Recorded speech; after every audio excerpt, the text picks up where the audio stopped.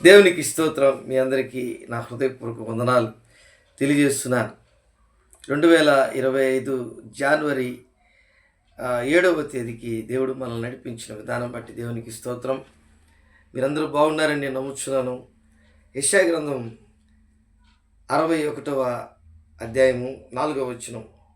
చాలా కాలము నుండి పాడుగానున్న స్థలములను వారు కట్టుదురు. పూర్వమున పాడైన స్థలములను కట్టుదురు. పాడైన పట్టణములను నూతనముగా స్థాపింతురు. తరతరముల నుండి శిథిలములై ఉన్న పురములను బాగు చేయుదురు. దేవుని బిడ్డలారా, ఎవరండి వీళ్ళు? దేవునికి ఇష్టమైనటువంటి వారా? దేవునికి ఇష్టం లేనటువంటి వారా? దేవునికి ప్రార్థన చేసేవారా? దేవునితో సఖ్యముగా జీవించుతున్నటువంటి వారా? ప్రవక్తలు అనబడినటువంటి వారా? భయము భక్తి కలిగినటువంటి వారా? నీతి న్యాయములు కలిగినటువంటి వారా? యథార్థత పవిత్రతలు కలిగినటువంటి వారా?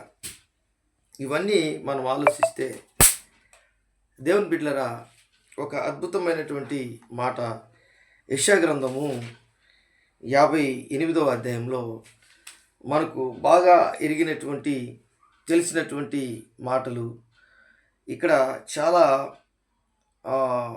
విలువైనటువంటి మాటలు మనకు కనపడతాయి. ఉపవాసం ఉండి ప్రార్థన ఎలాగ చేయాలి?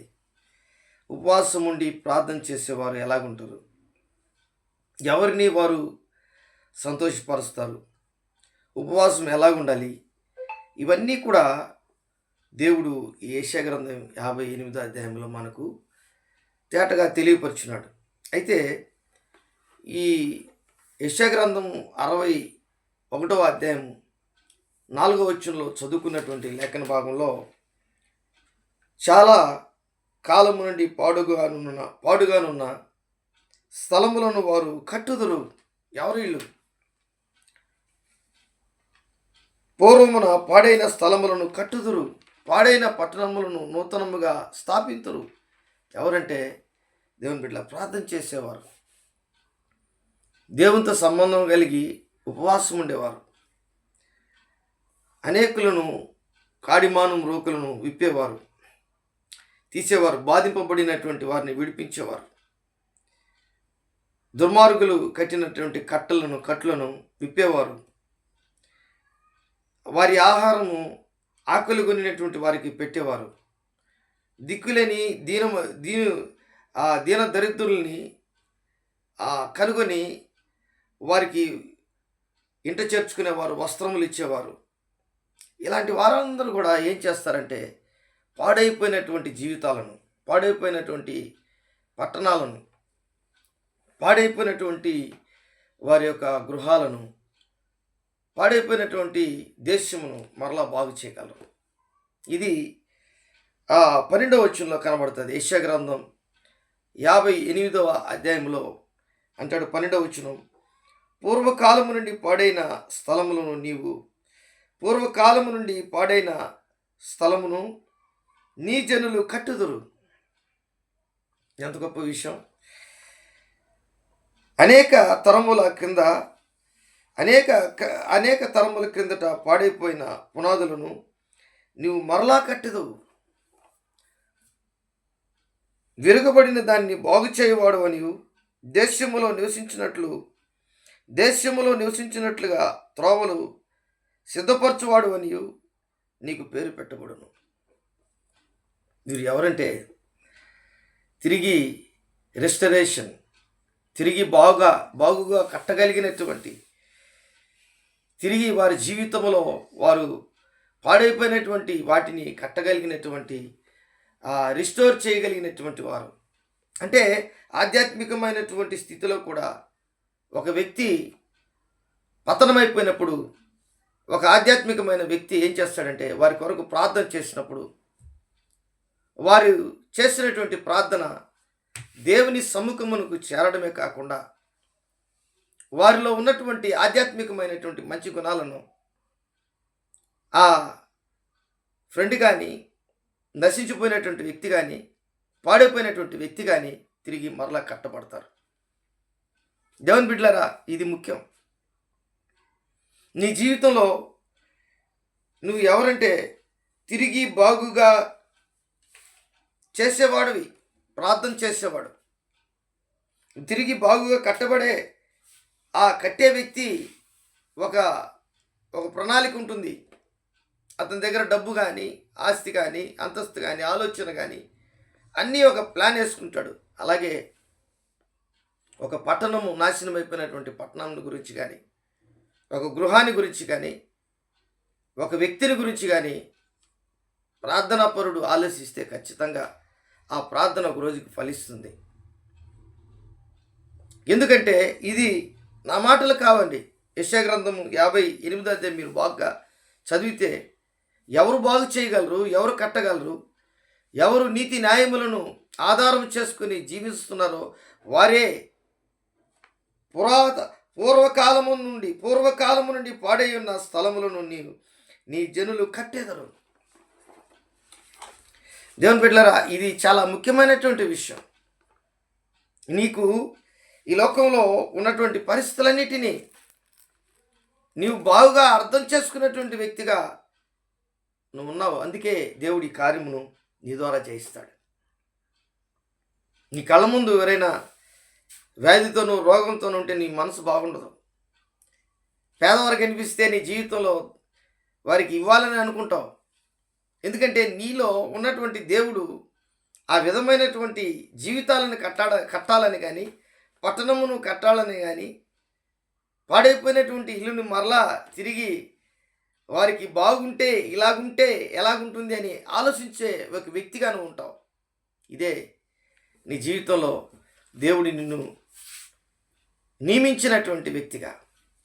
చూడండి, నెహెమ్యా రాజు గిన్నెందించేవాడు. యెరూషలేము ఆ పట్టణం అంతా కూడా ఆ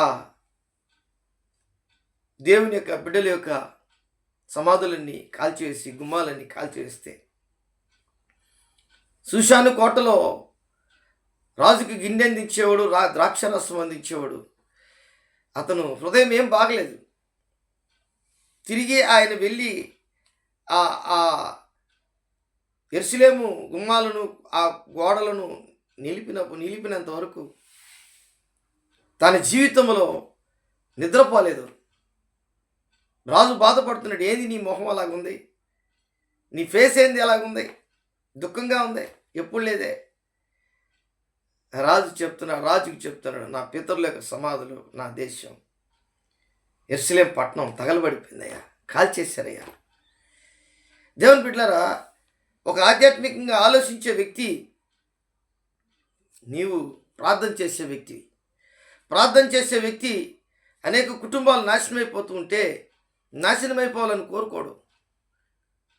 ఆ వ్యక్తి రోజుకి కనీసం ఒక్కసారైనా ప్రభువా వీరి కుటుంబం దీవించబడాలి, వీరి కుటుంబం ఆశీర్వదించబడాలి, వీరి కుటుంబం తిరిగి కట్టబడాలి, వారి పితరులు చాలా మంచివారు, వారి యొక్క తల్లిదండ్రులు ఎంతో మంచివారు, ఈ బిడ్డలు ఎందుకు ఇలాగ అయిపోయినారని బాధపడతాడు విశ్వాసి, ప్రార్థనాపరుడు, ఆధ్యాత్మికమైనటువంటి స్త్రీ. దేవుని బిడ్డలారా, శారీరకంగా ఆలోచించే వాళ్ళకి ఇవన్నీ అర్థం కావు. ఆత్మీయంగానే ఆలోచించే వారికి అర్థమవుతాయి. పరిశుద్ధతను కోరుకునే వారికి, నీతి న్యాయములను ఆధారం చేసుకునే వారికి, ఉపవాసం ఉండేవారికి, పరిశుద్ధమైనటువంటి జీవితం జీవించే వారికి దేవుడు ఈ పనిని అప్పగిస్తాడు. కానీ ఊరికే ఏదో ప్రార్థన చేయడం, బైబిల్ చదవడం, గుడికి వెళ్ళి రావడానికి వారు ఒక టైం వెచ్చించి ఒక టైం టేబుల్ ప్రకారం చేస్తున్నటువంటి వారికి జరిగించదు. నిత్యము వారి జీవితంలో మండుచున్న జ్వాల వలె, మండుచున్నటువంటి ఒక దీప స్తంభం వలె వారి జీవితంలో కార్యములు జరిగించేదానికి దేవుడు గొప్ప కార్యములు ఈరోజు ఈ వాక్యము ద్వారా ఒకసారి మరలా ఈ వాక్యము చూస్తున్నటువంటి వారందరికీ కూడా దేవుడు మరలా మన పితరులను, ప్రార్థనా పరులను, మన తల్లిదండ్రులను, మన బంధువులను, మన రక్త సంబంధికుల్ని వారు ఎలాగ ప్రార్థన చేస్తున్నారు వారికంటే కూడా నువ్వు ఎక్కువగా ఆశీర్వదించబడే వ్యక్తిగానే ఉండాలి. చూడండి, ఒక అద్భుతమైనటువంటి విషయము 54వ అధ్యాయం యెషయా గ్రంథం. కుడివైపుకును ఎడమవైపుకును నీవు వ్యాపించదవు, నీ సంతానము అన్ని జనుల దేశము స్వాధీనపరచుకును, పాడైన పట్టణములను నివాస స్థలములుగా చేయును. పాడైన పట్టణములను నివాస స్థలముగా చేయను. ఇది ఎవరి వలన అవుతుంది? దేవుని యొక్క భయము భక్తి కలిగి యథార్థతలను పవిత్రతలు కలిగినటువంటి ప్రార్థనా పరులలో. అదే ఈ యెషయా గ్రంథంలో మీరు యెషయా గ్రంథం అంతా చదివితే చాలా అద్భుతమైనటువంటి మాటలు మనకు కనబడతాయి. దేవుడు ఒక వ్యక్తితో మాట్లాడుతుంటాడు. యెషయా గ్రంథం 58వ అధ్యాయంలో మీరు కానీ బాగుగా చదివితే ఆ వ్యక్తి నువ్వే అవుతావు. ఆ వ్యక్తి నిన్ను దేవుడు ఎంచుకున్నటువంటి వ్యక్తిగా మారిపోతావు. ఆ వ్యక్తి నీవే. ఎందుకని నువ్వు కాకూడదని నువ్వు అనుకొని నీకు ఒక ప్రశ్న వస్తుంది. ఇలాగే నేను ప్రార్థన చేస్తే నా జీవితంలో కాడిమానం రోగులు విప్పేవాడిని నేనా?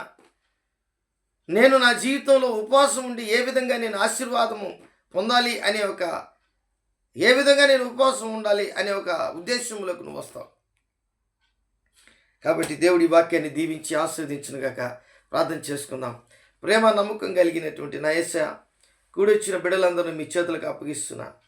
నేనే ఉదయకాలం ముందు నుంచి ఈరోజంతా ప్రభా మాతో మీరుండి నేను మమ్మల్ని జ్ఞాపకం చేసుకొని ఈరోజు పాడైపోయినటువంటి స్థలములను మరలా కట్టడం, పాడైపోయినటువంటి పట్టణములను మరలా కట్టడం, పాడైపోయిన గృహాలను మరలా కట్టడం, పాడైపోయిన జీవితాలను మరలా తిరిగి మేము కట్టడం. అది ఎవరి వల్ల అవుతుందంటే ప్రార్థనాపరుల వల్లే అవుతుంది. ప్రార్థనాపరురాలు వల్ల అవుతుంది. ప్రార్థన చేసే స్త్రీల వల్ల, ప్రార్థన చేసే పురుషుల వల్ల అవుతుందని దేవుని వాక్యం సెలవుస్తుంది. అలాంటి వారి జాబితాలో మేము ఉండుటకు మీ కృపను మీరు మాకు దయచేసినందుకు నీకు వందనాలు ఆచరిస్తున్నా.